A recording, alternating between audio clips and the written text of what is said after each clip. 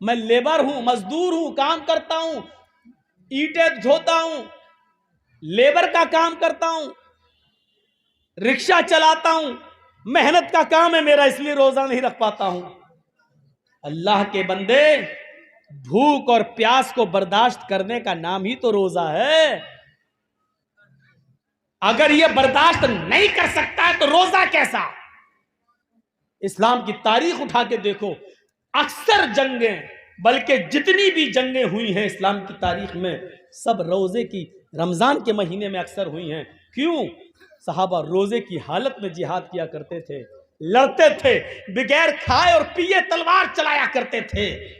कभी कभी सुबह से शाम हो जाया करती थी काफिरों से लड़ते लड़ते, और कमज़ोर हो जाया करते थे, लेकिन उनके दिल में तमन्ना ये थी, इस हाल में अगर शहीद हो जाऊं तो अल्लाह के यहाँ मुझे और सवाब मिलेगा। मेरे प्यारे साथियों, तसब्बुर करो, जिहाद वैसे ही एक बहुत बड़ा काम, मेहनत, धूप, उसमें आराम नहीं होता है, दुश्मन से बचना भी पड़ता है और वार भी करना पड़ता है, दौड़ना भी पड़ता है और पहाड़ी और दरख्तों की ओट में छिपना भी पड़ता है।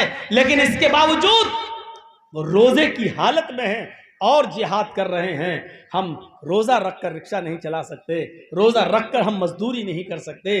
रोजा इसलिए नहीं रखते हैं क्योंकि खैनी नहीं छूटती है, राजसिरी नहीं छूटती है, रजनीगंधा नहीं छूटता है, बीड़ी और सिगरेट नहीं छूटती।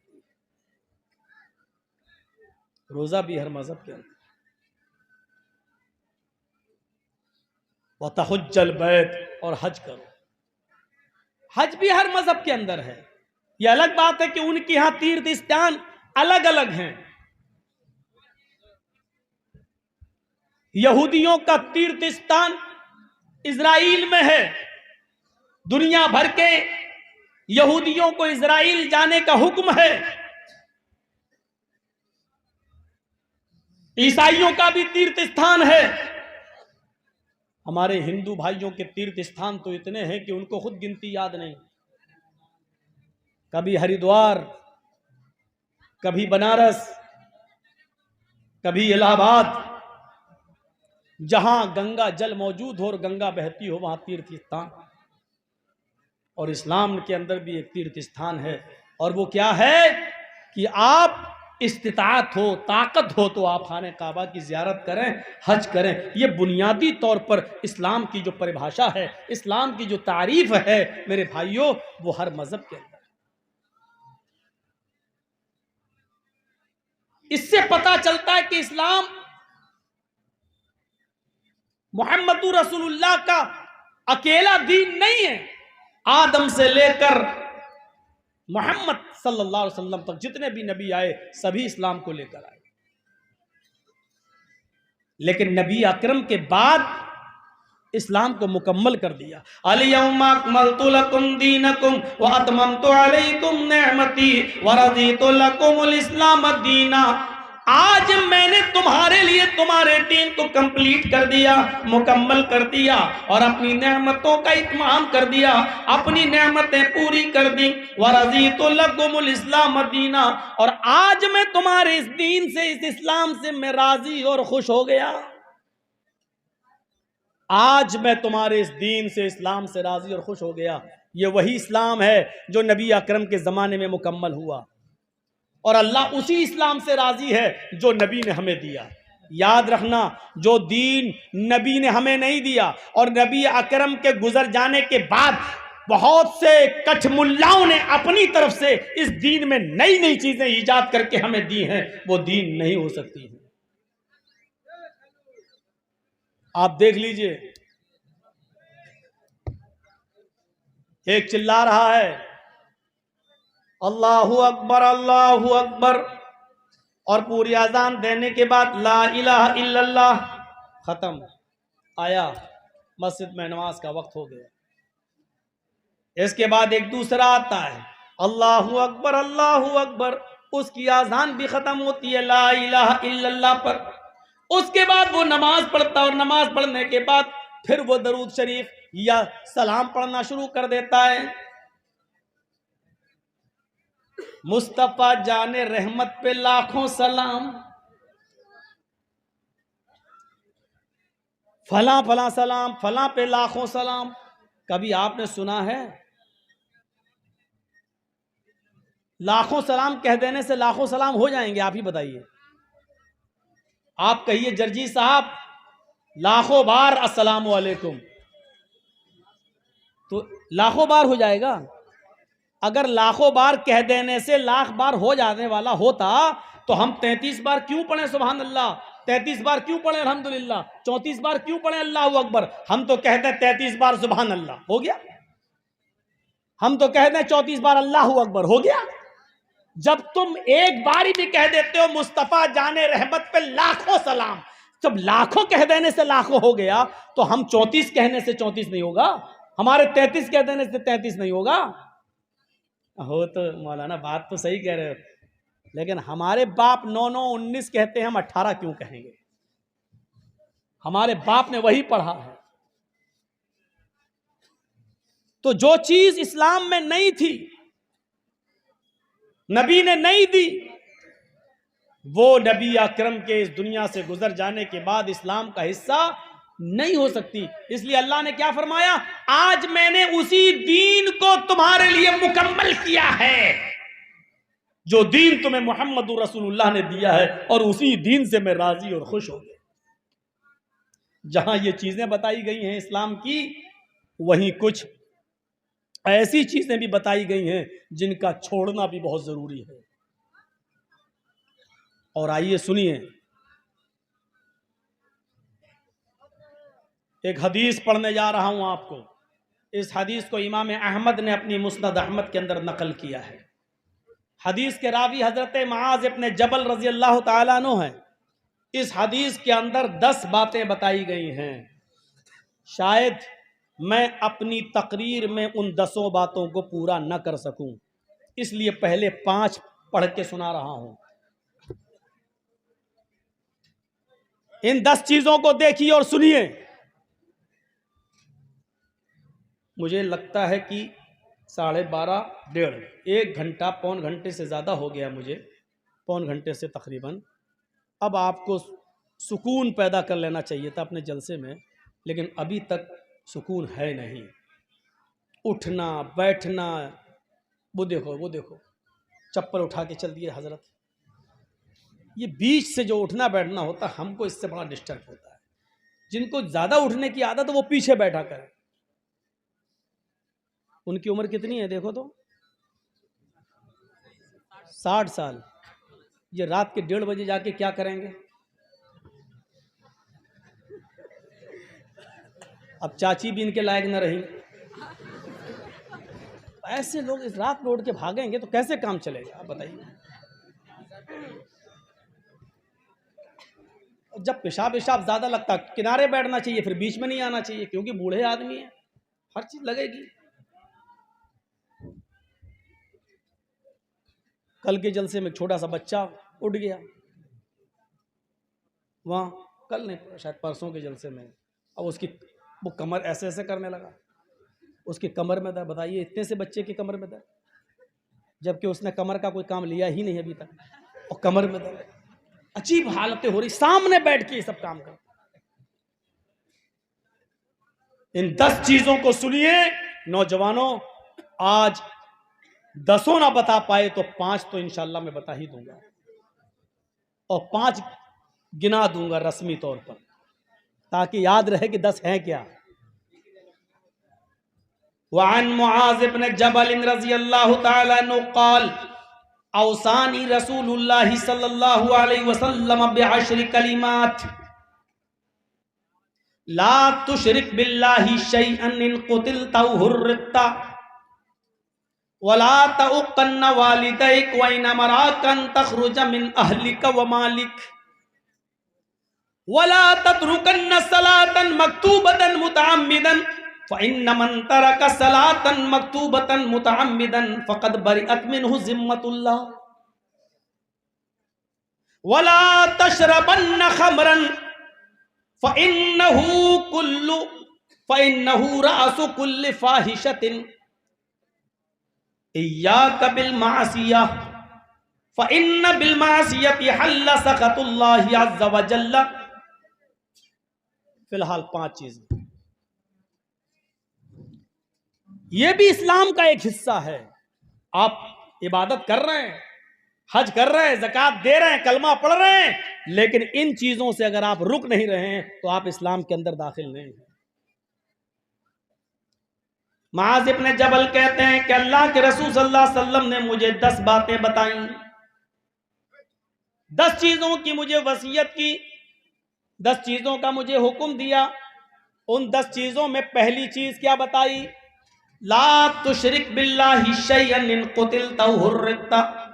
आए मुआज़, अल्लाह के साथ कभी भी किसी भी हाल में किसी गैर को शरीक मत करना। चाहे तुम्हें कत्ल कर दिया जाए या तुम्हें जलाकर राख कर दिया जाए, तुम्हारी बॉडी को जलाकर हवा में उड़ा दिया जाए, कुछ भी किया जाए, लेकिन अल्लाह के साथ किसी को शरीक मत करना। शिर्क सबसे बड़ा गुनाह है। इन्नल्लाह ला यग़फ़िरु अन युशरक बिही व यग़फ़िरु मा दून ज़ालिका लिमन यशा। अल्लाह शिर्क को कभी माफ नहीं करेगा और उसके अलावा जिसको चाहेगा बख्श देगा। उस अपनी कुदरत से जिसको चाहेगा माफ कर देगा, लेकिन शिर्क को कभी माफ नहीं करेगा। अगर किसी मुशरिक को उसके शिर्क की वजह से माफी मिलने की इजाजत होती या माफ किया जा सकता है कोई मुशरिक, तो वो अल्लाह के रसूल के चचा अबू तालिब हैं, लेकिन अबू तालिब को भी माफ नहीं किया जाएगा।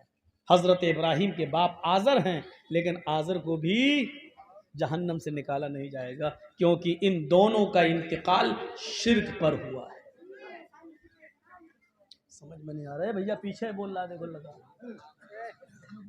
कान में आवाज आती है भाई। असल में हम लोग बम्बई, राजस्थान, हरियाणा, हैदराबाद, कश्मीर, पंजाब, हर जगह जलसा कर चुके हैं, बड़ा सुकून रहता है, तो वही आदत बनी हुई है। टोटल बिहार और बंगाल में हम जलसे कर रहे हो तो शोर शराबे में भी बोलने की आदत होती, तो हमारी नहीं आदत, हम भूल जाते हैं, अब जहन से निकल जाता है कि हम क्या बोल रहे हैं। तो शिर्क अल्लाह रब्बुल आलमीन माफ नहीं करेगा, लेकिन शिर्क को पहचानिए, शिर्क क्या है। हर आदमी कहता है शिर्क गुनाह है, लेकिन शिर्क है क्या? अल्लाह के नबी फरमाते हैं कि शिर्क चींटी की चाल से ज्यादा बारीक है। हम कर जाते हैं और पता नहीं चलता। जर्जिस साहब को बुखार आ गया, सर में दर्द है, डॉक्टर के पास गए, जल्दी से 102 102 डिग्री बुखार तेज है, पैरासीटामोल दिया, डोलो दिया, कुछ दिया, जल्दी से खाया पिया, खाना ना खा के थोड़ी देर के बाद आराम, माशाल्लाह अच्छा आराम मिला। मौलाना साहब कैसी तबीयत है? बहुत अच्छी, उस डॉक्टर ने मुझे ठीक कर दिया है। शिर्क हो गया। अरे फलां डॉक्टर से दवा लाए, उसकी दवा से ठीक हो गए, शिर्क कर दिया हमने, हमें पता भी नहीं चला। हम समझ रहे हैं कि किसी मजार पे जाके चादर चढ़ाओ, माथा टेको और कहो बाबा तेरे दर पे आया हूं तो झोला झोली भर के जाऊंगा, यही शिर्क है? नहीं, शिर्क चींटी की चाल से ज्यादा बारीक है। जबकि हमें क्या कहना चाहिए? माशाअल्लाह, उस डॉक्टर की दवा मैंने खाई, अल्लाह ने उस डॉक्टर की दवा में शिफा रखी थी, अल्लाह के हुक्म से मैं ठीक हूं। कहना यह था हमें, अल्लाह ने उस डॉक्टर के जरिए मुझे ठीक कर दिया, यह भी चलेगा। लेकिन हमने क्या किया? ओह अरे कैंसर था मेरी मां को, अरे मैं अगर बंबई में टाटा हॉस्पिटल नहीं गया होता तो मेरी मां मर गई, मर जाती। शिर्क हो गया।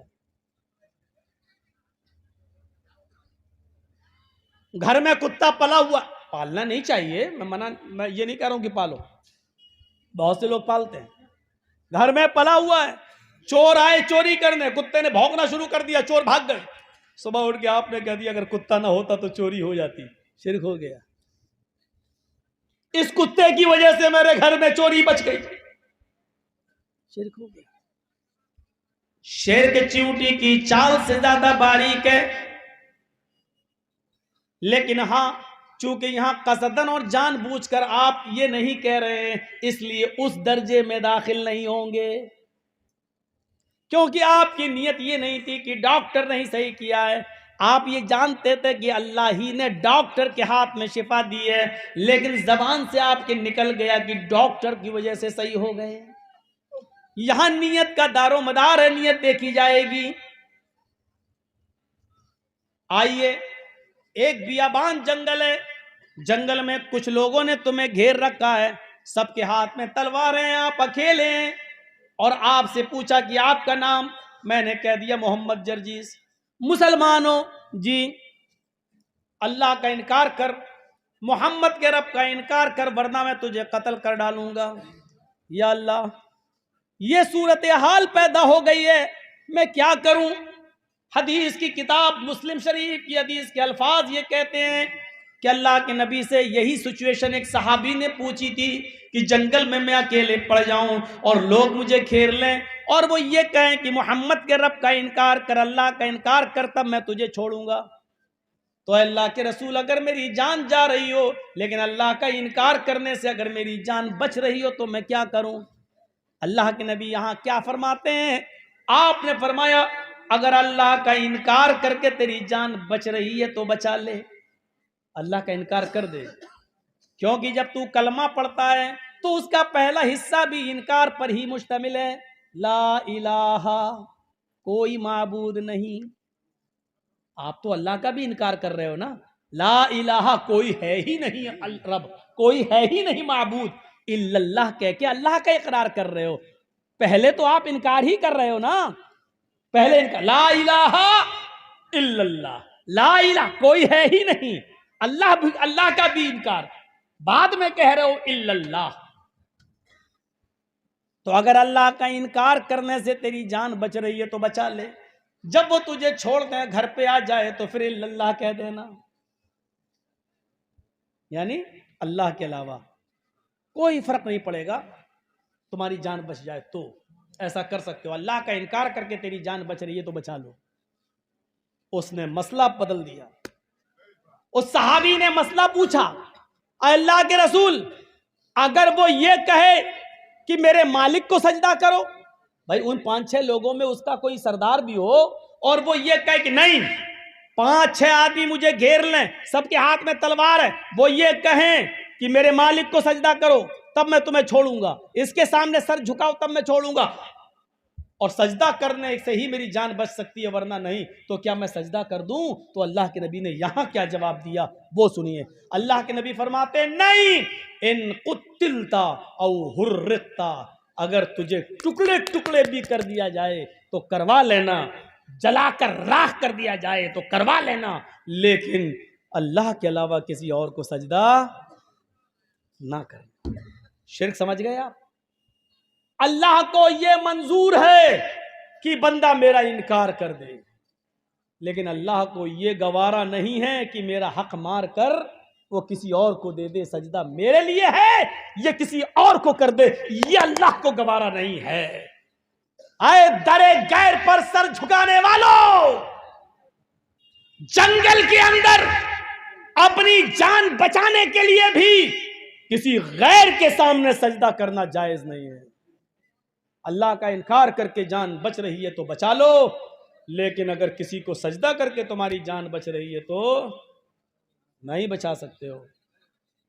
मर जाना गवारा कर लो, लेकिन गैर को सजदा ना करो। मुस्नद अहमद ही की एक हदीस है ना कि 2 लोग एक बुत के पास से गुजरे, मर्रा रजुलानी आला सनम, एक बुत के पास से गुजरे, एक मूर्ति के पास से गुजरे। मूर्ति पर एक आदमी बैठा हुआ था, जैसे आज मंदिरों में बैठे होते हैं, मज़ारों पे बैठे होते हैं, उस पत्थर की मूर्ति पर एक आदमी बैठा हुआ था। उन दोनों से कहने लगा, कर्रिब शैअन, कुछ चढ़ाओ इस मूर्ति पर, कुछ चढ़ाओ। सुनिए, बहुत गौर से सुनना, इस मूर्ति पर कुछ चढ़ाओ। इन दोनों ने कहा कि हमारे पास तो चढ़ाने के लिए कुछ नहीं है, मैं क्या चढ़ाऊं। उसने क्या कहा, कर्रिब वलो जुबाबन, एक मक्खी ही मार के चढ़ाओ, लेकिन चढ़ाओ, अगर नहीं चढ़ाओगे तो जाने नहीं देंगे। ये हमारे बुजुर्ग की मूर्ति और तुम कुछ नहीं चढ़ाओगे, ये हमारे भगवान की देवी देवता की मूर्ति और तुम कुछ नहीं चढ़ाओगे। चढ़ाओ। कहा कुछ नहीं है, कहा मक्खी ही मार के चढ़ाओ। एक आदमी ने मक्खी मारी, उनमें से एक ने और चढ़ा दिया। उन दोनों में से एक ने एक मक्खी मारी और उस बुत पे चढ़ा दिया। फखल्लौ सबीला, उन लोगों ने इसका रास्ता छोड़ दिया, जाओ तुमने मक्खी मार के चढ़ा दी, तुम जाओ, तुम्हारी जान हमने बख्श दी। दूसरे से कहा तुम भी चढ़ाओ। उसने कहा नहीं, मैं गैरुल्लाह पर कोई चीज नहीं चढ़ा सकता। हदीस के अल्फाज हैं फक़तलूहु, उस मूर्ति पर बैठे हुए लोगों ने मिलकर इसको मार डाला। किस जुर्म में? इसने एक मक्खी भी मार के नहीं चढ़ाई, इसको मार डाला। फदखलल जन्नह, अल्लाह ने इसको जन्नत में दाखिल कर दिया। एक मक्खी जिसने मार के चढ़ाई वो कहां गया? जहन्नम में। हम क्या क्या चढ़ा देते हैं। चलो भैया जल्दी कर लो, मदरसे का मामला है। जो लोग, आप लोग अगर ये काम पहले कर दें तो हम लोगों को क्यों टेंशन ले, नहीं करने तो मदरसे का मामला दे दीजिए भाई। आप लोगों के मदरसे चल रहे हैं, अल्लाह ना करे कि और जगहों की तरह हालात ख़राब हो जाएं, मदरसे बंद हो जाएं। आप दीजिए मदरसे का ताउन, ज़्यादा से ज़्यादा करिए। मदरसों ही के लिए तो जलसे कराए जाते हैं। तो एक मक्खी चढ़ाई तो कहाँ गया? जहन्नम में। तो शिर्क को समझने की कोशिश करिए, शिर्क किसे कहते हैं। एक और शिर्क को समझिए, और बहुत अच्छी मिसाल दे रहा हूं मैं। ये कौन सी जगह है? चिमनी बाजार। आपके यहां का कोई आदमी दिल्ली में काम करता है, 2, 4, 6, 7 महीने, 8 महीने, 1 साल के बाद आता है। चिमनी बाजार से एक आदमी दिल्ली घूमने गया, आपके यहां ठहरा, आपने उसको कुतुब मीनार घुमाई, आपने उसको दिल्ली की जामा मस्जिद घुमाई, लाल किला घुमाया। अब वो वापस आ रहा है, आपने उसको कहा भाई अब तुम चिमनी बाजार जा रहे हो जी, गांव में मेरी बीवी रहती है, बच्चे रहते हैं जी, 5,000 रुपए की खूबसूरत साड़ी खरीद कर दिल्ली से आपने उसको दी, लीजिए मेरी बीवी को दे देना। आप उसकी साड़ी को लेकर आ रहे हैं, घर पहुंचते हैं, अपने नहाते हैं, धोते हैं, नाश्ता पानी करते हैं, चल दिए कहां? अपने दोस्त की बीवी के पास उसको साड़ी देने के लिए। दरवाजा खटखटाते हैं, बीवी ने दरवाजा खोला। जैसी दरवाजा खुलता, सामने गांव का आदमी खड़ा है, अंदर दोस्त की बीवी है। बीवी ने कहा कहिए कैसे आना हुआ? आपके शौहर ने आपके लिए साड़ी भेजी है भाभी, मैं दिल्ली गया था घूमने के लिए, आपके शौहर के पास रुका था, जब वापस आने लगा तो आपके हस्बैंड ने, आपके शौहर ने ये खूबसूरत साड़ी भेजी आपके लिए। ईमानदारी के साथ बताइएगा, दिल से बताइएगा, जर्जीस का चेहरा देखकर नहीं। बीवी को किसकी तारीफ करना चाहिए? ईमानदारी का जवाब यही है, जिसने साड़ी भेजी उसकी, यानी शौहर की तारीफ। लेकिन बीवी बजाय शौहर की तारीफ के साड़ी देने वाले की तारीफ करने लगे, जो लाया है उसकी तारीफ करने लगे। एक्सक्यूज मी, माशाल्लाह आप तो बहुत अच्छे हैं, दिल्ली से साड़ी ले आए, आइए चाय पी लीजिए। और अपने दिल के सारे दरवाजे उसके लिए खोल दे। दिल्ली में आप बैठे हैं और मोहल्ले के किसी आदमी ने आपको खबर दे दी, साहब साड़ी आपने भेजी, और आपकी बीवी तो गुलछर्रे उसके साथ उड़ा रही है जो साड़ी लेके आया। मैंने उसके साथ मोटरसाइकिल पर बैठे हुए देखा, उसके साथ घूमते हुए देखा, उसके साथ होटल में चाय पीते हुए देखा, वो तो घूम रही है। ईमानदारी के साथ बताइएगा, क्या आप अपनी बीवी की इस बेगैरती को बर्दाश्त कर लेंगे? नहीं करेंगे। दिल की आवाज यही है कि आप अपनी बीवी की इस बेगैरती को बर्दाश्त नहीं करेंगे। कम बखत साड़ी मैंने दी, तारीफ उसकी कर रही है, मेहनत मैं कर रहा हूं, कमा मैं रहा हूं, 5,000 रुपए का हमने साड़ी खरीद कर तुझे बेची, और तारीफ तू उसके साथ, घूम उसके साथ रही, नाम उसका ले रही है। आप वहीं बैठे बैठे मोबाइल उठाओगे, बीवी के नंबर को डायल करोगे, डायल चुड़ैल क्या हुआ, उसके साथ घूम रही है? हाँ तो क्या हुआ, वो साड़ी थी, आप वहीं से बैठे बैठे कहोगे तलाक तलाक तलाक।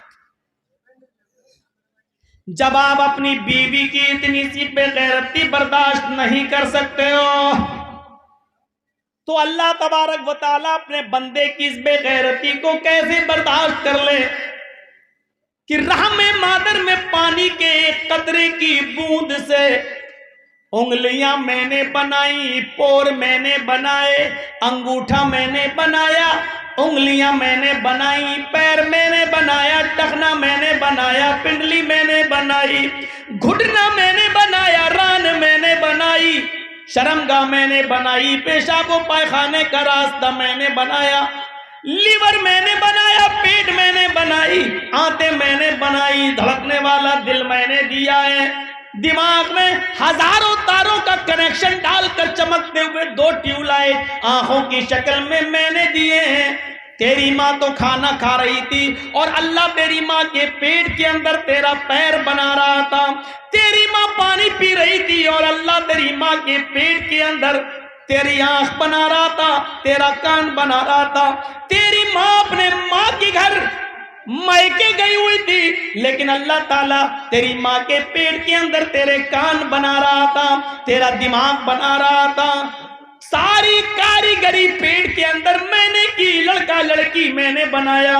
हाँ हाँ, तेरे दुनिया में आने से पहले हवा मैंने पहले पैदा कर दी, तेरे दुनिया में आने से पहले मैंने पानी पहले से मौजूद कर दिया, तेरे दुनिया में आने से पहले तेरी माँ की पिस्तान में हमने दूध पहले से भर दिया, सब कुछ मैंने किया। आए मेरे बंदे, जब तू अपनी माँ के पेट से बाहर आया तेरे बाप ने नाम दूसरे का ले लिया है, जब दुनिया से तूने आंखें खोली ये सारे काम मैंने किए, जब पैदा हुआ बाहर आया आंखें खोली तो नाम ले दिया, अजमेर वाले ने दिया, बदायूं वाले ने दिया, कछौचा वाले ने दिया, फुलवारी शरीफ वाले ने दिया। मेरे भाइयों, अल्लाह इस बेगैरती को कैसे बर्दाश्त करेगा जबकि सारी चीजें मैंने की हैं। अयहसबुल इंसानु अय्युतरक सुदा अलम यकुन नुतफतम मिन मनी युमना सुम्मा काना अलकतन फखलक फसव्वा फजअल मिनहु ज़ौजैन अज़्ज़करा वल उन्सा अलैसा ज़ालिका बिक़ादिरिन अला अन युह्यिल मौता। ओ मेरे बंदे, बना सब अगर दुरुस्त मैंने किया, पानी के कतरे की खोपड़ी मैंने बनाई, हड्डी मैंने बनाई, हड्डी में गोश्त मैंने पहनाया, कलेजा मैंने बनाया, दिल मैंने बनाया, फेफड़े मैंने बनाए, फजाल मिनहु ज़ौजैन ज़कर वल उन्सा, नर और मादा मैंने बनाया, लड़का लड़की मैंने बनाया। अलैसा ज़ालिका बिक़ादिरिन अला अन युह्यिल मौता। जब मैं पहली बार बना सकता हूं तो तेरे मरने के बाद तुझे दोबारा जिंदा क्यों नहीं कर सकता, दोबारा क्यों नहीं उठा सकता? ओ मेरे बंदे, जब सारे काम मैंने किए फिर तूने अजमेर वाले का नाम क्यों ले लिया है? मेरे बंदे, तूने बदायूं वाले का, कछौचा वाले का नाम क्यों ले लिया है? अरे तू जिनका नाम ले रहा है वो इतने कमजोर, इतने कमजोर, इतने कमजोर हैं कि इन्नल्लज़ीना तदऊना मिन दूनिल्लाहि लन यख़्लुक़ू ज़ुबाबन, वो सारे के सारे मिल जाएं तो एक मक्खी भी पैदा करने की ताकत नहीं रखते।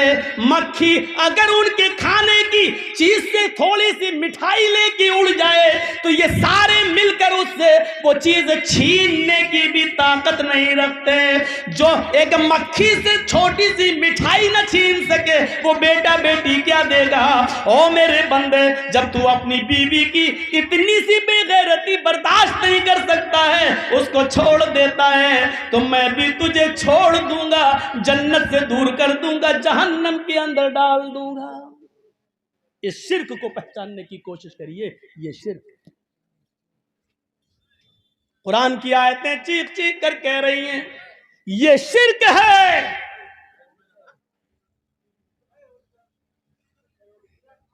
हमको पहचानने की जरूरत है।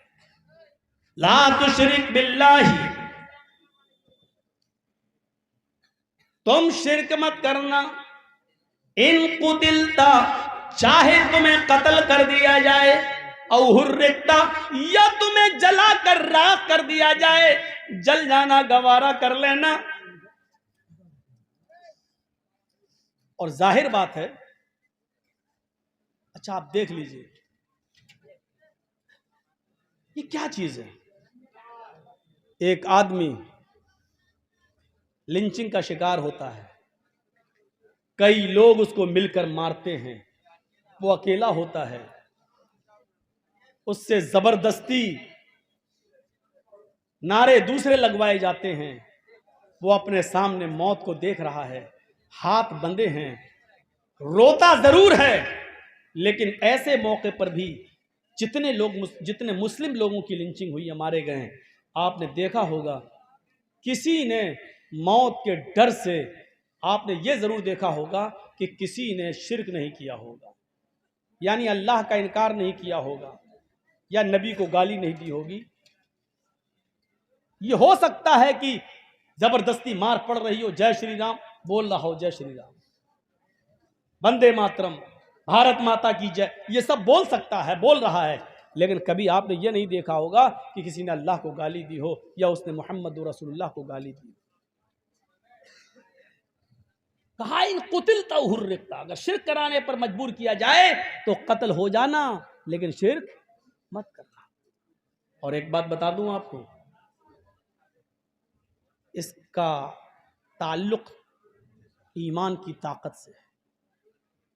आपके गांव में इसी जगह पर अभी एक पुलिस वाला आ जाए, निहत्ता हो, उसके पास कोई न बंदूक हो, न लाठी हो, न डंडा, कुछ ना हो, और अचानक आपके पास आ जाए, और आप जानते हैं कि हमारे थाने का चौकीदार है, पुलिस वाला है, और आकर आपको भड़काने लगे, धड़काने लगे, धमकाने लगे कि ऐसा हो रहा है इस गांव में, शराब पिलाई जा रही है, जुआ खेला जा रहा है, अकेला पुलिस वाला पूरे गांव को धमकाता है, डराता है, जबकि उसके पास न पिस्टल है, न बंदूक है, न राइफल है, न डंडा है, और पूरा का पूरा गांव उस एक पुलिस वाले के सामने भीगी बिल्ली बना है। क्यों? उसकी सुन रहा है, क्यों? उसके सामने सब खामोश हैं, वजह क्या है? क्यों? क्यों? उसकी सिर्फ वजह यह है क्योंकि आप जानते हैं कि पुलिस वाला अकेला नहीं है, तन्हा है जरूर, लेकिन वो सरकारी ड्यूटी पर है और गवर्नमेंट उसके साथ है। इस कौन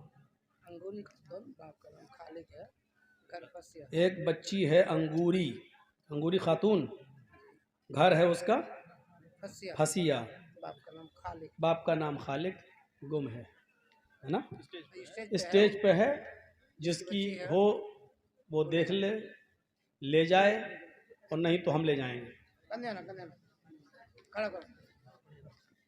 इधर आओ। जब बच्चे खोते हैं तो हमको हंसी भी आती है और दुख भी होता है, दोनों काम।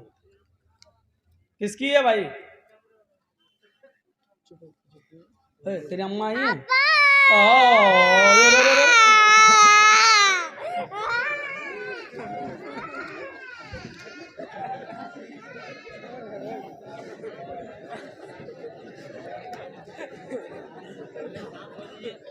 एक अजीब, सुनिए, जब तक अब्बा नहीं मिले थे तो चुप थी, और अब्बा मिल गए तो खुश होना चाहिए, तो रो रही है।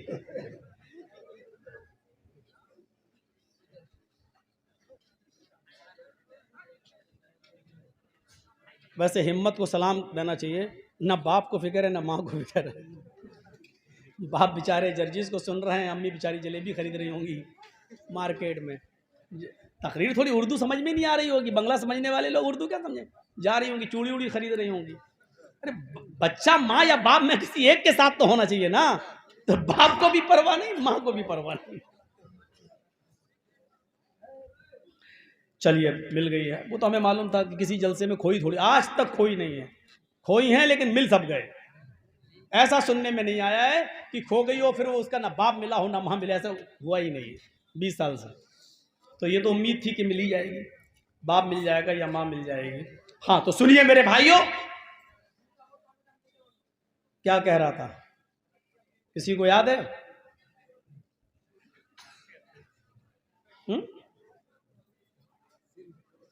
शिरक तो हमें भी मालूम है, बोल क्या रहा था? या अल्लाह, किसी को याद नहीं। एक अकेला पुलिस वाला पूरे गांव पर क्यों हावी हो जाता है? चिल्ला रहा, सब उसके सामने भीगी बिल्ली बने। क्यों? क्योंकि वो जानता है कि मेरे साथ सरकार है, गवर्नमेंट है, मेरा कोई कुछ नहीं कर सकता। उस अकेले पुलिस वाले में ये हिम्मत इसलिए आती है क्योंकि वो गवर्नमेंट को अपने साथ, सरकार को अपने साथ समझता है। यही एक सच्चे मोमिन का हाल होता है। करो लिंचिंग, करो कत्ल, एक नहीं 50 आदमी मिलके उसको मारो, बांध के मारो, वो किसी के सामने दहलता नहीं है, डरता नहीं है, हिम्मत नहीं हारता है, अकेले मुकाबला करता है, बंधा है तो मार खाता है, क्योंकि उसके पास ये वो जानता है कि अगरचे मैं अकेला हूं, कमजोर हूं, लेकिन मेरे पास ईमान की ताकत है, मेरे पास इस्लाम की ताकत है, मेरे पास तौहीद की ताकत है। इसलिए ये ईमान की ताकत, ये तौहीद की दावत उसको इतना मजबूत कर देती है कि वो 50 लोगों की मार के आगे भी झुकता नहीं है। और वो यही कहता है, ला इलाहा इल्लल्लाह, ला इलाहा इल्लल्लाह। सुमैया से पूछो क्या था उसके सामने, सुमैया रजी अल्लाह तआला अन्हा से पूछो। इधर बेटा बंधा है, इधर शौहर बंधा है, इधर सुमैया का हाथ पीछे से बांध दिया है, कपड़े फाड़ के बरहना और नंगा कर दिया है, नेजा उठाया। अबू जहल कहता, सुमैया मोहम्मद के रब को छोड़ती है या नहीं छोड़ती है? कहती है हरगिज नहीं, ये नेजा मार दूंगा। और उसने मारा। अबू जहल अकेला नहीं था, उसके साथ पूरी फौज थी। सुमैया अकेले तन्हे तन्हा, उसने नेजा लिया, सुमैया की शर्मगाह में वो नेजा दाखिल कर दिया, यहां से मारा, उस तरफ पार कर दिया, इस शर्मगाह में डाला, उस शर्मगाह से निकाल दिया। और इसके बावजूद सुमैया क्या कह रही है, या सब्बित कदबैया अला दीनिक या अरहमर राहिमीन, आए अरहमुर राहिमीन, आए अल्लाह मेरे कदम को अपने दीन पर साबित रखना, मेरा कदम फिसल ना जाए, मेरा दीन मुझसे छूट ना जाए। गौर कीजिए, सुमैया, अबू जहल, अबू लहब और उनके सारे दुश्मनों के सामने अकेले हैं, हाथ बंधे हैं, अंदामे निहानी में नेजा दाखिल कर दिया गया। वो ना अबू जहल से डर रही है, न नेजे से डर रही है, न तलवार का खौफ है, न पूरे अबू जहल के फौज और उसके कौम और उसके साथियों का डर है। ये कौन सी चीज है जो सुमैया को पहाड़ की चट्टान बनाकर खड़ा किया हुआ है? और सुमैया के दिल में किसी का खौफ नहीं है, उसकी लिंचिंग हो रही है लेकिन सुमैया किसी से डर नहीं रही है। ये वही ईमान की ताकत है। जैसे एक पुलिस वाला पूरी कौम के सामने डांटता है, पूरी कौम को चिल्लाता है, उसको डराता है क्योंकि वो जानता है कि गवर्नमेंट हमारे साथ है, ऐसे ही एक सुमैया जानती है कि ईमान हमारे साथ है, इस्लाम हमारे साथ है, अल्लाह हमारे साथ है। और ईमान की ताकत जब किसी के अंदर आ जाती है तो वो फिर किसी से नहीं डरता। हर मुसलमान जो यहाँ बैठा है वो गौर करे कि उसके अंदर कितना ईमान है। हमारे ईमान तो 2 GB नेट में बिक जाते हैं।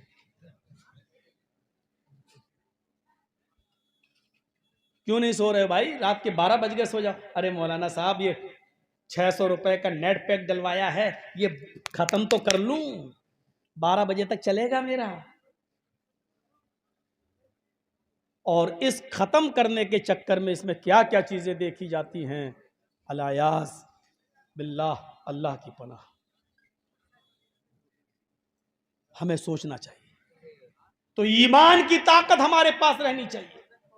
फिर सुमैया के 2 पैर 2 ऊंट से बांध दिए गए।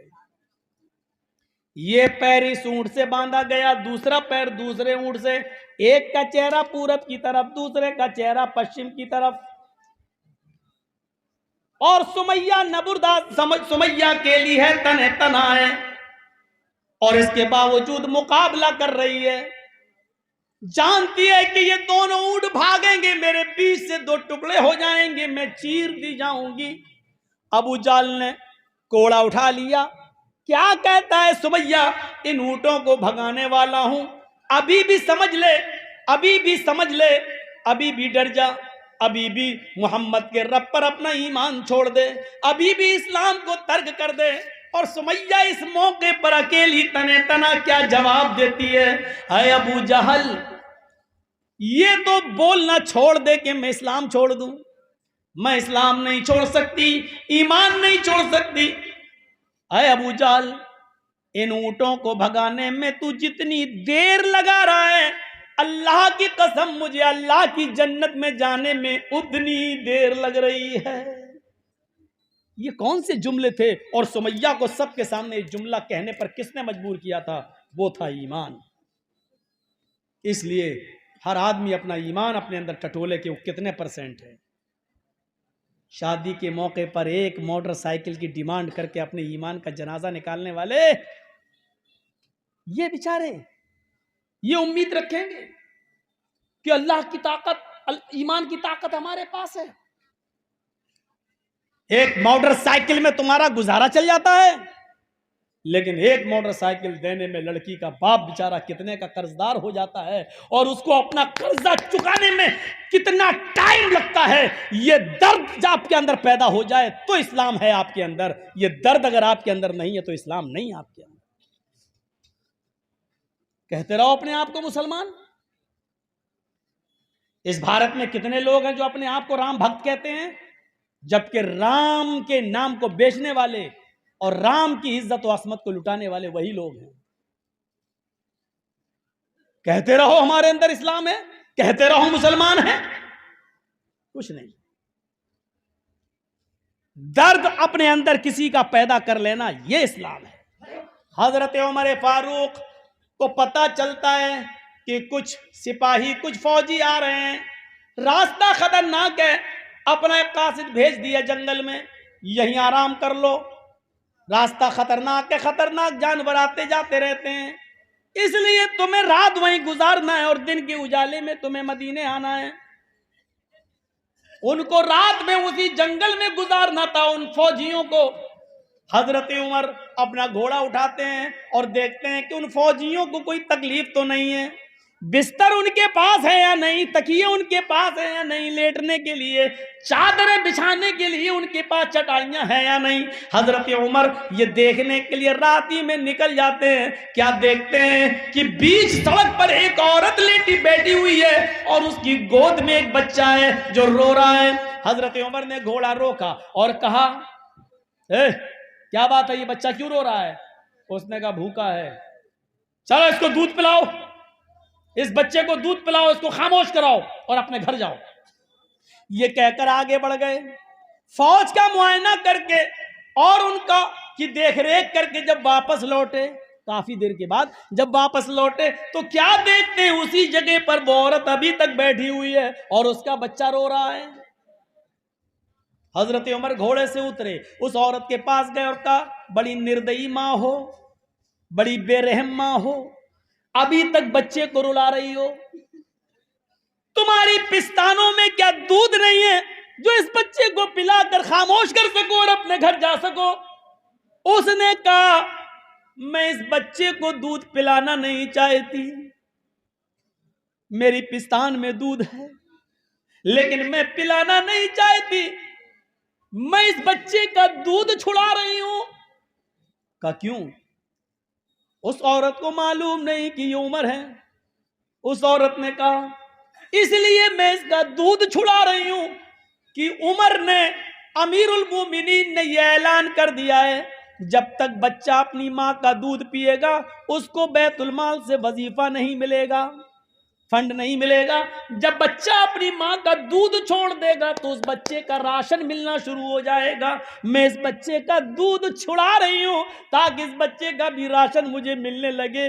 जो राशन मिलता है वो मेरे घर में काफी नहीं होता। हजरत उमर फारूक की आंखों में आंसू आ गए, नजरें आसमान पे डाली, का उमर तू कितना बड़ा जालिम है। तूने ये कानून क्यों बनाया है कि जब तक बच्चा अपनी मां का दूध न छोड़ दे तब तक उसको वजीफा नहीं मिलेगा। इस कानून के बाद फिर कोई औरत अपने बच्चे को दूध ही नहीं पिलाएगी।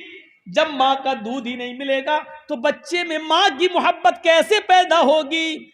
आपने उसी दिन ये कानून खत्म कर दिया।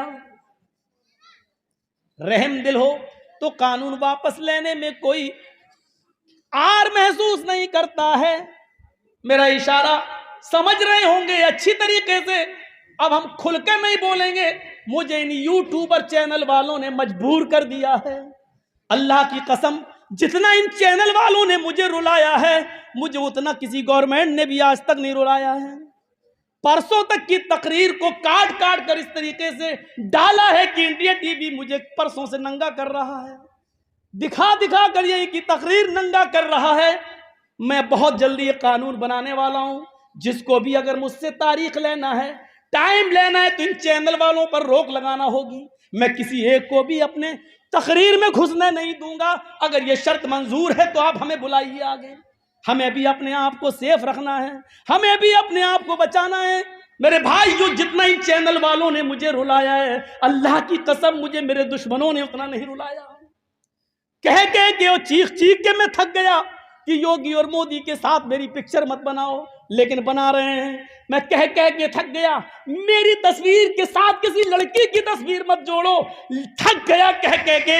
लेकिन इनके चैनलों ने एडिट कर करके वही दी। इनको पैसा चाहिए, पैसा। इनको किसी की इज्जत प्यारी नहीं है। परसों से मुझे इंडिया टीवी वाला नंगा कर रहा है और अभी तक आज भी उसने नंगा किया है। उसने यही बिहार और बंगाल का माहौल बनाकर यूपी में हिंदू मुस्लिम एक कर रहा है, हिंदू मुस्लिम का षड्यंत्र रच रहा है। वो चाहता है कि मौलवी जर्जीस के भड़काऊ बयान को यहां पर इस तरीके से पेश करें कि सारे हिंदू भाइयों को एक कर दें। लेकिन ये कमीने वही दे रहे हैं जिससे हम रोक रहे हैं, जिससे हम मना कर रहे हैं। ये वही चीज दे रहे हैं बार बार काट काट कर। ये सुन लीजिए, अब तक जो प्रोग्राम मैं दे चुका हूं वो तो मैं करूंगा ही, लेकिन अब नया प्रोग्राम जो भी लेगा इस शर्त के साथ ले कि कोई भी यूट्यूबर वाला हमारे जलसे में नहीं आएगा। उसके बाद ही हम तारीख फिक्स करेंगे। अगर ये शर्त मंजूर नहीं है तो आप किसी और को बुलाइए और अपना जलसा कीजिए। मेरे भाइयों, हमें भी अपने आप को बचाना है। हम भी किसी माँ के बेटे हैं। हमारा बाप भी हार्ट का मरीज है। वो जब ये सब बातें और खबरें सुनते हैं तो उनको भी हार्ट ब्लड प्रेशर बढ़ जाता है। मेरे भाइयों, मुझे सबको देखना है, मुझे उनको भी देखना है। इन यूट्यूबर वालों ने मुझे जितना रुलाया है, अब मैं अल्लाह की कसम खा के कहता हूं उतना किसी ने नहीं। इसके बावजूद भी अगर गैरत तुम्हारी नहीं जागती है तो मैं समझता हूं कि तुम्हारी तरबियत में कमी है। तुम्हारे बाप ने और तुम्हारी मां ने तुम्हें तरबियत नहीं दी है, मैं यही समझूंगा। तुम्हारे पास दर्द नहीं है मां का, तुम्हारे पास दर्द नहीं है किसी बाप का। तुम नहीं समझते हो, तुम्हें बस पैसा चाहिए, दौलत चाहिए, पैसा चाहिए, किसी भी तरीके से आए एडिट करके तुम दे। मैंने कहा ना तकरीर में कि मेरे पास कुछ लोग आए और मुझसे कहने लगे या तो मेरी पार्टी में आ जाओ या दूसरी में।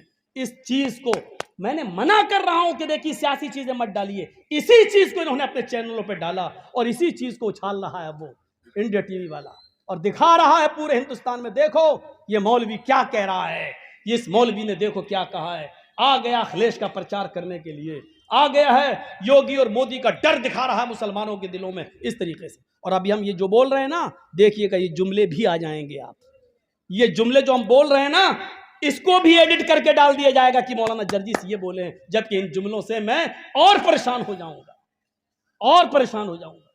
लेकिन बोलना इसलिए पड़ रहा है कि तुम्हारी खोपड़ी में बैठ जाए, लेकिन नहीं बैठ रहा तुम्हारी खोपड़ी में। मैं बिहार में और इंडिया टीवी दिल्ली में खबरें दिखा रहा है, आज भी दिखाई हो। और घर से मेरी मां का फोन आया, रो रही है मेरी मां कि बेटा अब मैं जेल में जाता हुआ तुझे नहीं देख सकती। मां मां होती है, मां मां होती है। ये मेरी मां की आंखों में जो आंसू आए हैं यूट्यूबर वालों, ये तुम्हारी वजह से आए हैं। अगर मेरी मां की आंख से एक भी आंसू गिरा तो मैं तुम्हें जिंदगी भर माफ नहीं करूंगा। मैं जानता हूं कितनी परेशानियों से मेरी मां ने मुझे पढ़ाया है और इस मकाम तक मैं पहुंचा हूं। अल्लाह तबारक व तआला ने मेरी मां के जरिए मुझे इस मकाम तक पहुंचाया है। तुम उस मां को रुला रहे हो। लगता है तुम किसी माँ के बेटे नहीं हो। जिन चीजों से तुम्हें रोक रहा हूं तुम वही चीजें डाल रहे हो, वही चीजें डाल रहे हो। नफरत हो रही है मुझे तुमसे। इस वक्त मेरी खोपड़ी में इंसान हूं, ऐसा लग रहा है कि सबको उठा के यहीं से धराशायी कर दूं, तोड़ दूं सारे मोबाइल। इस वक्त मुझे ऐसा लग रहा है, यह महसूस हो रहा है मुझे। अल्लाह तुम्हें हिदायत दे, अल्लाह तुम्हारी खोपड़ियों में अक्ल सलीम पैदा करे।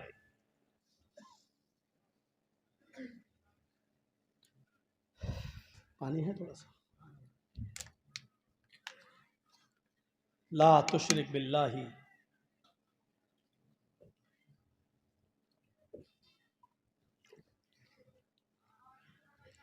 शैअन कुतिलता हुर्रिकता। अल्लाह के साथ किसी को शरीक मत करो, चाहे तुम्हें कत्ल कर दिया जाए या जला दिया जाए। पहली चीज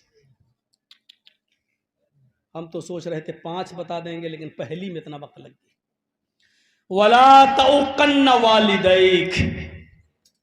दूसरी चीज, और अपने माँ बाप की नाफरमानी कभी मत करना। लो, माँ बाप का दर्द हमें था, बोल भी रहा था और हदीस भी आ गई। वला तउकन्न वालिदैक व इन अमराकन तखरुज मिन अहलिक व मालिक। अपने माँ बाप की कभी नाफरमानी मत कर। ए भैया अब बैठ जाओ, अब किसी को जो उठे बगल वाला उसको जबरदस्ती बिठा दे। पेशाब लग रहा है तो यही कर लो, लेकिन अब जाने मत देना, बहुत हो गया ये नाटक।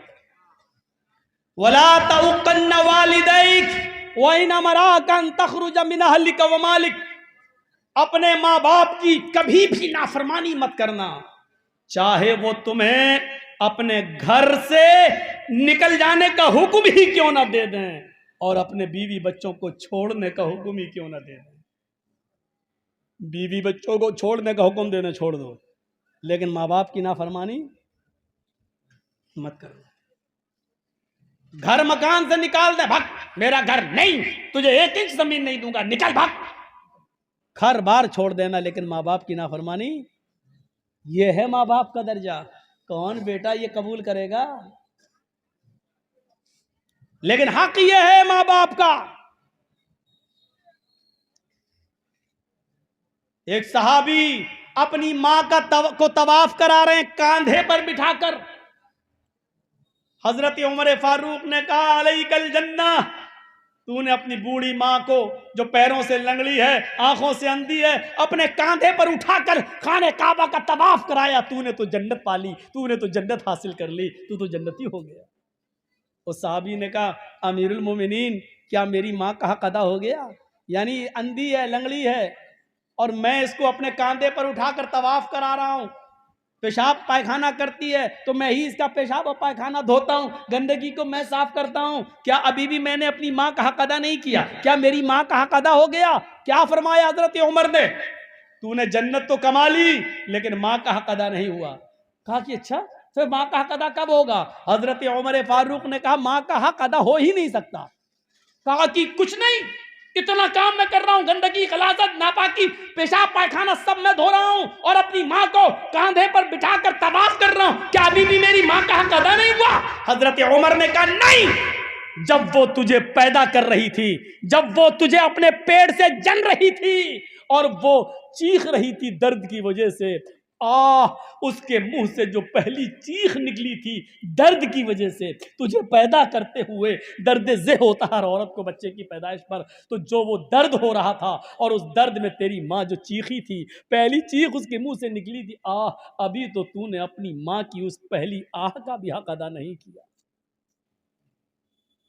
तुम अपनी माँ की पूरी जिंदगी की हक की बात करते हो, नहीं किया। उसने कहा, बस बस बस अमीरुल मोमिनीन, अब मैं समझ गया कि अपनी माँ का ज़िंदगी भर खिदमत करके भी हम हक अदा नहीं कर सकते। जब अब तक मैंने अपनी माँ की पहली चीख का हक अदा नहीं किया, तो हम अब क्या करेंगे? नहीं कर सकते। ठीक है, हम जो करना होगा करेंगे। माँ के मकाम को और बाप के मकाम को पहचानो।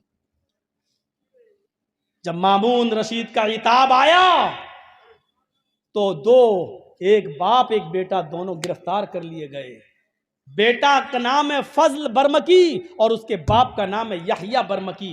फजल बरमकी और याहिया बरमकी दोनों को महमूद रशीद ने गिरफ्तार करके जेल में डाल दिया। बड़े नेक थे ये दोनों बाप बेटे, लेकिन बाप बूढ़ा था, सर्दियों के दिन थे, बाप को फजर की नमाज पढ़ने के लिए उठना था तो ठंडे पानी से वुजू बनाने में उसको तकलीफ होती थी। जेल में गर्म पानी का कोई इंतजाम नहीं था, तो जेल के अंदर बेटे ने सोचा कि मैं अपने बाप को गर्म पानी कैसे दूं। जेलर से बात की, उसने मना कर दिया, हमारे यहाँ कोई अलग से किसी के साथ अलग इम्तियाज नहीं बरता जाएगा, सारे कैदी बराबर हैं, गर्म पानी का कोई इंतजाम नहीं। तांबे का लोटा था फजल बरमकी के पास। ईशा की नमाज पढ़ने के बाद उस लोटे में फजल बरमकी पानी भर लिया करते थे और अपने बाप को सुला दिया करते थे ईशा के बाद। फिर उस पानी के तांबे के लोटे में जो पानी भरा होता था, उस पानी के लोटे को, उस तांबे के लोटे को अपने पेट से लगा लिया करते थे, ताकि पेट की गर्मी से रात भर ये लगा रहेगा तो सुबह तक कुछ तो इस पानी में गर्मी आ जाएगी, थोड़ी ही बहुत सही, कुछ तो गर्मी आ जाएगी। जब फजर की आजान की आवाज आती थी तब फजल बरमकी उस पेट से गर्म किए हुए पानी को उठाते थे और अपने अब्बू से कहते थे जल्दी से वुजू बना लो। गौर कीजिए, अपने बाप के लिए वुजू का पानी, गर्म पानी देने के लिए रात भर वो जागा करते थे कि कदरे गर्म पानी हो जाए थोड़ा बहुत ही सही, लेकिन मेरे बाप को तकलीफ ना होने पाए। बाप का इस तरीके से उन्होंने हक अदा किया, और सच तो यह है कि इतना कुछ करने के बावजूद भी बाप का हक अदा नहीं हुआ। माँ को पहचानो और बाप को पहचानो।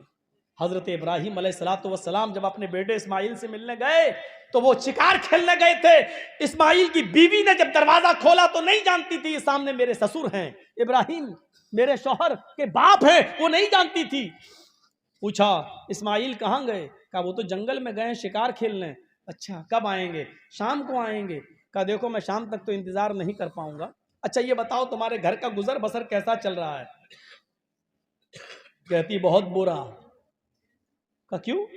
का सुबह खा लो तो शाम को भूखा सोते हैं और शाम को खा लो तो सुबह भूखे उठते हैं, हालात ही अच्छे नहीं है घर के। इब्राहिम अलैहिस्सलाम ने कहा ठीक है इस्माइल जब घर पे आ जाएं तो उनसे कह देना कि एक बुजुर्ग आदमी आया था और उसने तुम्हें सलाम कहा है, और साथ में यह भी कहा है कि तुम्हारे घर की चौखट ठीक नहीं है, चौखट बदल लो। चौखट समझते हैं ना, दरवाजे पे जो चौखट होती है, अपने घर की चौखट बदल लो। इस्माइल अलैहिस्सलाम की बीवी कहती है बुढ़ा सटिया गया, चौखट तो ठीक है, गर्मियों में हवा आती है, सर्दियों में धूप आती है, इससे अच्छी चौखट कहाँ होगी? और बुढ़ा कह रहा है चौखट खराब है, चौखट बदल लो। इब्राहिम अलैहिस्सलाम तो चले गए। इस्माइल अलैहिस्सलाम जब शाम को घर पे आए तो पूरी बात बताई बीवी ने, ये बुढ़ा आया था। कि अच्छा, का उसने तुम्हें सलाम कहा? वो समझ गए कि मेरे बाप थे। अच्छा और क्या कहा? का उन्होंने पूछा घर की गुजर बसर कैसी चल रही है? मैंने कह दिया बहुत बुरी। ओ सुबह खा लो तो शाम को नहीं, शाम को खा लो तो सुबह नहीं। ओह मेरी बीवी ये तुमने गलत किया। कहा क्या गलत किया? जैसे हालात देख रही हूं वैसे बता दिया मैंने सोचा शायद बुढ़ा कुछ लाया हो दे देगा। कहा और कुछ कहा?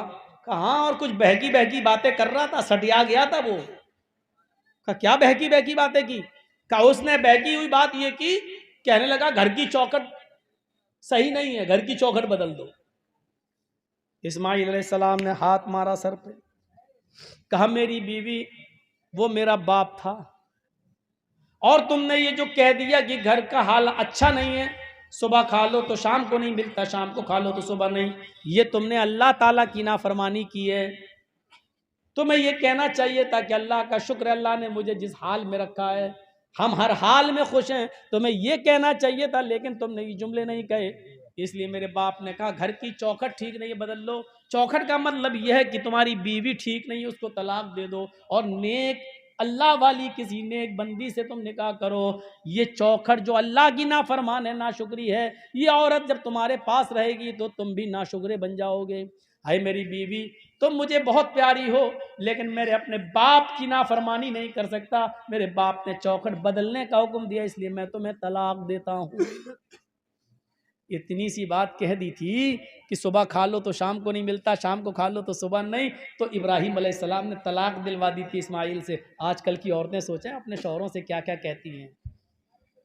कब से फेयर एंड लवली नहीं आई, कब से क्रीम नहीं मिल रही है तुम्हारे घर में, जब से आई हूं कभी आराम नहीं मिला है, जब देखो रोते रहते हो, जब देखो शिकायत करते रहते हो। मेरी सहेलियों को देखो शादी में कितने अच्छे अच्छे कपड़े पहन के जाती हैं, यही एक कपड़ा 6 महीने से पहन रही हूं। कितनी नाफरमानी करती हैं ये। अगर देखा जाए तो ये तो रोज तलाक की मुस्तहिक है। देखा जाए इतनी नाफरमानी करती हैं कि इनको रोज तलाक दी जाए, लेकिन रोज तलाक देना नहीं, रोज क्या कभी मत देना। अब तो कानून भी बन गया, थोड़ा बर्दाश्त करना पड़ेगा। औरत पिसली से पैदा हुई है। अल्लाह के नबी सल्लल्लाहु अलैहि वसल्लम ने फरमाया कि औरत आदम अलैहिस्सलाम की पिसली से पैदा हुई। फ़इन्ना खुलिक़त मिन ज़िलाइन, औरत को आदम की बाएं पिसली से पैदा किया गया है। व इन्ना अअवज मा फ़ि ज़िलाई अअवज, और पिसलियों आलाहू, इन अअवज मा फ़ि ज़िलाई आलाहू, और पिसलियों में सबसे ऊपर वाली पिसली सबसे टेढ़ी होती है। ये पिसली ऊपर वाली टेढ़ी होती है, ऐसी। जब आप इसको निकालेंगे काट के तो ये पिसली ऐसी निकलेगी, ये ऐसे। आप इसको सीधा करोगे नहीं होगी, करिए ऐसे करेंगे आप, इतनी होगी बस, और जो और करेंगे टूट जाएगी, सीधी नहीं होगी। अल्लाह के नबी ने फरमाया कि फ़इन ज़हबता तुक़ीमुहु कसरतहु, अगर तुम उसको सीधा करने जाओगे तो टूट जाएगी। मतलब समझ रहे हो क्या है? मतलब यह है कि औरत पिसली से पैदा हुई है, जैसे पिसली टेढ़ी होती है औरत भी टेढ़ी रहेगी। पिसली सीधा करोगे तो टूट जाएगी, औरत को पूरी तरह सुधारोगे तो सुधरेगी नहीं, तलाक ले लेगी लेकिन सुधरेगी नहीं, टूट जाएगी। यानी वो सोचे हट तलाक हो जाए, लेकिन हम औरत पूरी तरह सुधर ही नहीं सकती। बुरा ना माने हमारी माँ बहनें, हम क्या करें, अल्लाह के नबी ने कहा औरत पूरी तरह नहीं सुधर सकती, इसलिए टेढ़ा ही रहने दो और उसके टेढ़ेपन को बर्दाश्त भी करो। अल्लाह के रसूल ने आपसे कहा है, ये नहीं कहा जबरदस्ती सीधा करो, क्योंकि अगर जबरदस्ती सीधा होने वाली होती तो अल्लाह के नबी कह देते सीधा करो, लेकिन जबरदस्ती सीधा करोगे तो सीधी तो होगी नहीं, टूट जाएगी। तो जबरदस्ती सीधा करने से भी अगर टूट रही है, तलाक हो रही है और बच्चे आपके अलग अलग हो रहे हैं, तो ये सूरत मत आने दो, कुछ चीजें बर्दाश्त करो। और कुछ चीजें अच्छी भी होती हैं औरत के अंदर। आज कह रही हूं कि मर जाए मौलवी कमीना, हमें टेढ़ा बता रहा है। तेरी बीवी भी तो टेढ़ी होगी, हाँ है, तो क्या करें। आप क्या समझते हैं मैं आपको यहां डांटता हूं, घर में हमको भी सुनना पड़ता है। और कौन ऐसा आदमी है जिसको अपने घर में नहीं सुनना पड़ता है, बताइए तो जरा। ये पार्लियामेंट में जितने बैठे हैं नेता ना, यो करते हैं, वो करें, क्या करें, घर में सब सुनते हैं। सबको सुनना पड़ती है अपने, बल्कि इन नेताओं की, इनकी बीवियां जितनी निगरानी करती हैं किसी की नहीं करती। बार बार पूछते हैं कहां हो, उनको मालूम है ये नेता है ना, किसी और के साथ ना लगा हुआ हो, इसलिए बार बार पूछती कहां हो। नहीं साहब ये पान वाले की, अच्छा मेरी बात कराना जरा। बड़ा अजीब हाल है।